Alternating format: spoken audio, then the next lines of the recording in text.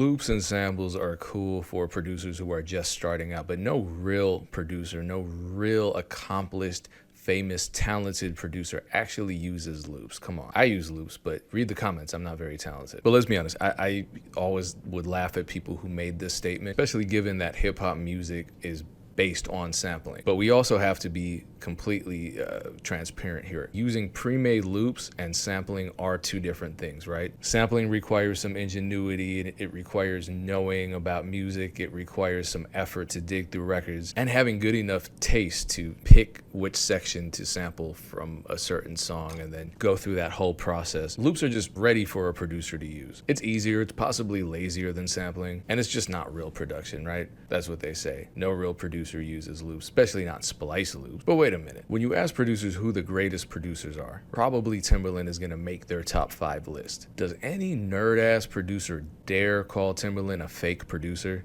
Yes, I recently was skeptical and critical of Timbaland's partnership with the Suno platform, but you can't tell me he's not a great producer. You can't tell me he hasn't pushed many boundaries when it comes to sonics, when it comes to style, when it comes to genre blending.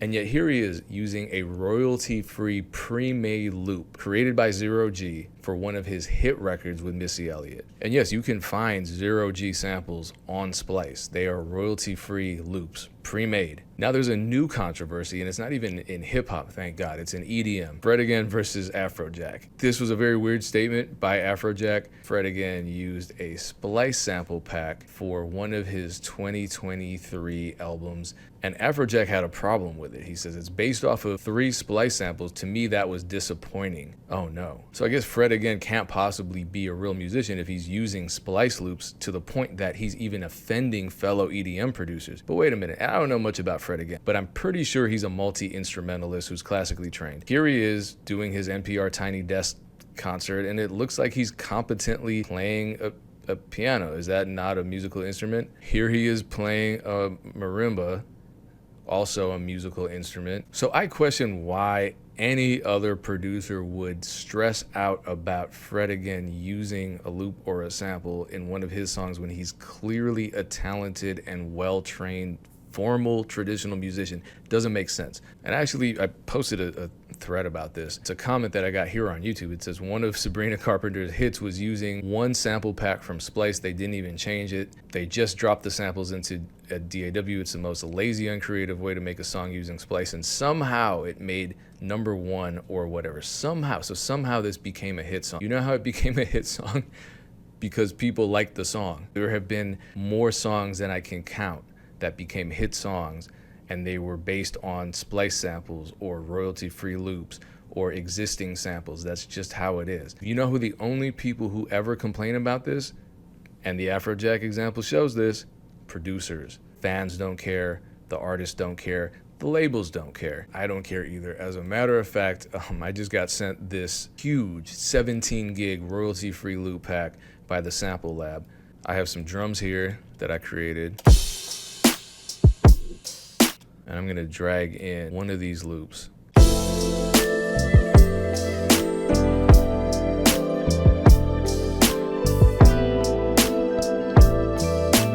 You know what I'm gonna do to this beat? I'm gonna add live bass. I'm gonna play some keys over it because I'm one of those fake musicians that doesn't know how to play anything. And the second that I add a loop into my tracks, it completely erases all of my decades of formal training as a musician. That's how it works, right? And I'm looking at this pack right now. 120 drum loops, 142 samples, 10 construction kits, 450 one-shots, plus an analog lab bank and an RC20 preset pack and a Portal preset pack, 100% royalty free. Here's another quick, this isn't about looping, but this is about sound design. Incorporating one-shots into your sound design process is priceless, and there are a bunch of one-shots in this kit. So even something simple like this,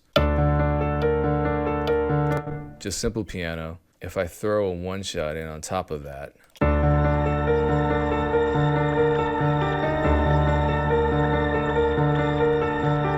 it completely transforms the texture of the track. It glues everything together. It creates a more cohesive sample. And so if you want that pack, grab it. The link is in the description. I'm going to post a comment with the link as well. Get it now. This is dropping the weekend of Black Friday and Cyber Monday. So now is the time. But let's get back to the producer community bullshit. So there is this weird school of thought in the producer world that's based on this false dilemma fallacy, which is something that I learned about when I was a teenager. I don't know why grown adults still cling to it and use it. Here's a comment I got. It says, yeah, it kind of depends on if you make music for yourself or for the money. So and this is a narrative, I hear this from producers all the time. Either you're making music for yourself, which makes you completely authentic, or you're making music for money, which makes you a sellout, and therefore you're one of those fake ass producers that uses loops and samples, and you're uncreative and trash and we hate you. See, it's a higher degree of artistic integrity to do it the old school way. And then he brings up Dilla as though these people weren't doing this for a living. It's almost as if you can make music that you love and do it for a living.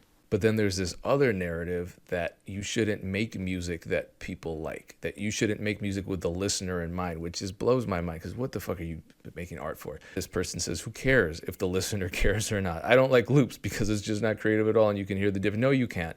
You can't, whatever. Hey, is it all business or do you love to create? Bitch, it can be both. I promise. I don't know why there's this narrative, but I'm telling you, producers, when I was first starting making music and I wasn't doing this for a living, I really did cling to this narrative. And eventually you either break away from this narrative where you're romanticizing being a starving artist, you're romanticizing nobody listening to your music ever and struggling and working a day job you hate and then making music whenever you can but never having enough time to fully devote to it. So you break away from that and say, hey, maybe I can do both. Maybe I can make music I love and make a living doing this. Or eventually, and I hate to see this, eventually you begin to cling to that narrative so much that you start using it as an excuse for your own lack of success. And you're not unsuccessful because you're not talented. You just put yourself in an unfortunate position where you weren't able, for whatever reason, to spend enough time cultivating your music career. I hate to see it. I do encourage producers to try and try to make it work.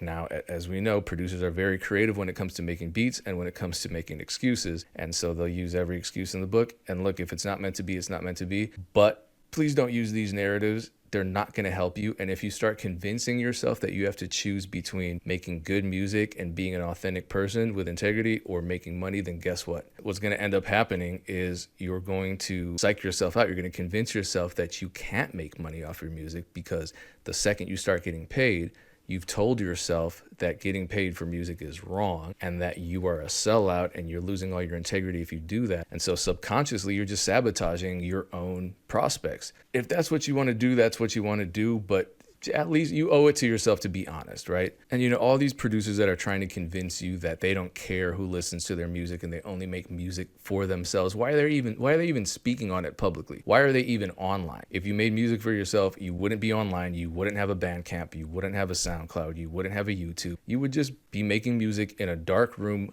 on a computer that's not connected to the internet, because if it's connected to the internet, there's a chance it might end up being listened to by somebody other than yourself. Maybe I'm way off base. Regardless, loops aren't going to stop looping. If the loop is made by real music, what's up with this spelling on these? If the loop is made by real musicians, I'll tell you their truth.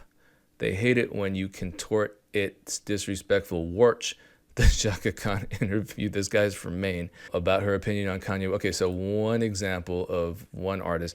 Look, man, sample makers are literally musicians who love getting sampled. So I don't know what you're talking about. A lot of musicians like getting sampled. There are artists who have gotten sampled and who have appeared on these new versions of tracks that were sampled. It's up to the individual, of course. We know what happened with Kanye West sample clearance situation with the estate of Donna Summer. And apparently Chaka Khan didn't like what Kanye West did with her sample. That's one of my favorite Kanye beats. But hey, if she doesn't like it, that's, of course, up to her. But that is not just a rule that musicians hate sampling, because there are tons of musicians out there that specifically make music to be sampled. More toxic narratives. Everything that brings in cash is good. It's not about the listener, man. I don't slave myself away just to do something that the listeners will like, though you can't predict that anyway. I want to create music I like and I want to listen, and hopefully other people like it too. So you just contradicted yourself. So hopefully other people like it too, but you don't care. Sure, I can grab 10 loops from Splice and call it a day. Yes, normal listeners will probably like it. Okay, so here's where I'm going to end the video with a fun challenge to all the producers who feel that using loops is for lazy, untalented people and who are really disappointed that a producer like Fred again would use a Splice loop, or that a Sabrina Carpenter hit single could be based on a Splice loop. Try this, just to shut me up. You'll benefit from this too, and it'll be fun. I mean, you like making music for fun, right? But this is just something that's gonna help everybody out. Go on Splice, grab a bunch of samples, make a hit song with them, make millions of dollars, because it's easy, right? Layer 3 or 4 Splice loops. Hell, layer 10, it doesn't matter. Make the next smash hit single, and since Splice is royalty free, you're going to collect 100% of the royalties that you have coming. You don't have to split them with a collaborator. So if you get a hit song, that could be $500,000, $2 million, $3 million. Sky's the limit, right? Because it's easy to make hit songs by just sitting there throwing Splice loops together. So once you've made your millions off of this one hit song that was so easy to create, now you're financially independent. You don't have to work a 9-to-5 anymore. You don't have to do anything else but sit at home and make real, authentic music for yourself, because who cares about the listeners? They're stupid anyway. And you can lead an amazing, happy life doing exactly what you say you want to do because you have financial freedom. I would love to do that. For some reason, though, every time I drag a Splice loop into my DAW and add drums to it, and then just send it out into the universe, those songs don't become hits. The couple hit songs that I do have, I either created the loop for or I interpolated an existing song. I didn't use a royalty-free sample. So I want to see this theory happen. I want to see all these amazing producers prove how lazy these hit-making producers truly are. Hey, you can even use one of the loops from that pack that I've linked below. That they're all royalty-free. And shout out to everyone that's still watching in spite of my sarcasm. I appreciate you. Much success to you, whether you're using loops all day, all night, or you're not, or you're somewhere in between. Peace.